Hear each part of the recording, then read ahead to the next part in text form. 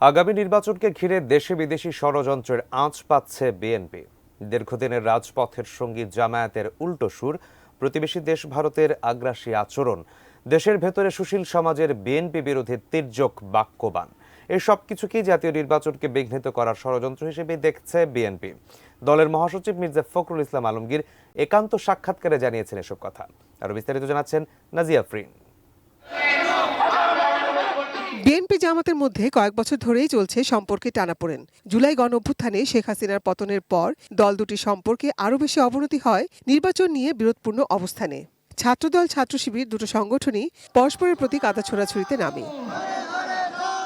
ATN নিউজের সঙ্গে একান্ত সাক্ষাৎকারে জামাত ইসলামী সম্পর্কে দলীয় অবস্থান তুলে ধরেন বিএনপি মহাসচিব মির্জা ফখরুল ইসলাম আলমগীর।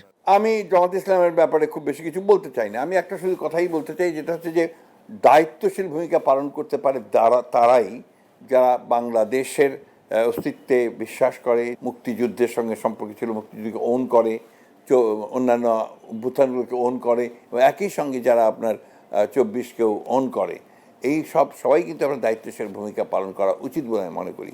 ভিশনের ফুলঝুরি মেগা অফারে ফ্রিজ কিনলেই পাচ্ছেন 16 পিসের আকর্ষণীয় গিফট বক্স একদম ফ্রি। মির্জা ফখরুল মনে করেন, জাতীয় নির্বাচন নিয়ে বিএনপির মধ্যে যে শঙ্কা তৈরি হয়েছে তাতে শুধু এককভাবে জামাত ইসলামী দায়ী নয়, এক্ষেত্রে প্রতিবেশী দেশ ভারতেরও স্বার্থ রয়েছে মনে করেন তিনি।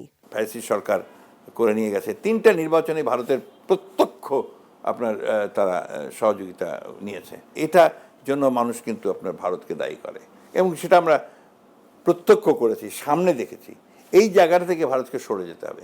আভ্যন্তরীণ বিষয়ে কোনো হস্তক্ষেপ যেন না হয়, সেই বিষয়টাকে এনশিওর করতে হবে তাদের চিন্তাভাবনার মধ্য দিয়ে। বাংলাদেশের যে সমস্যাগুলো আছে, পানির হিস্সা, তিস্তার পানির হিস্সা, 54টা অভিন্ন নদীর পানির হিস্সা, সীমান্তে হত্যা বন্ধ করতে হবে, এই কিছুটা ভিজিবল তো হতে হবে আপনার সদিচ্ছাগুলো।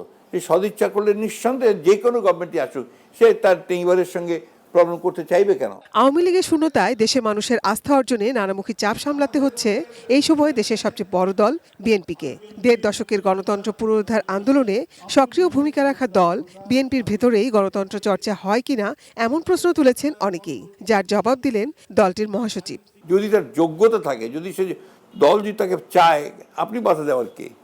এই তথাকথিত সুশীল সমাজ যারা আছেন, আপনার কি মাই respect to them, all my respect to them, তারা তো এভাবে চিন্তা করেন কেন আমি জানি না, কিন্তু এটা আপনাকে অবশ্যই মানতে হবে যে এটা শুধুমাত্র পরিবারতন্ত্র নয়, এটা হচ্ছে আপনার গণতন্ত্র। আগামীর বাংলাদেশে বিএনপি সবচেয়ে গ্রহণযোগ্য রাজনৈতিক দল হবে এমন আশাবাদ মহাসচিব মির্জা ফখরুল ইসলাম আলমগীরের। চক্রান্ত হচ্ছে যে বিএনপিকে এখান থেকে দূরে সরানো। Nazia Afrin, ATN news, Dhaka.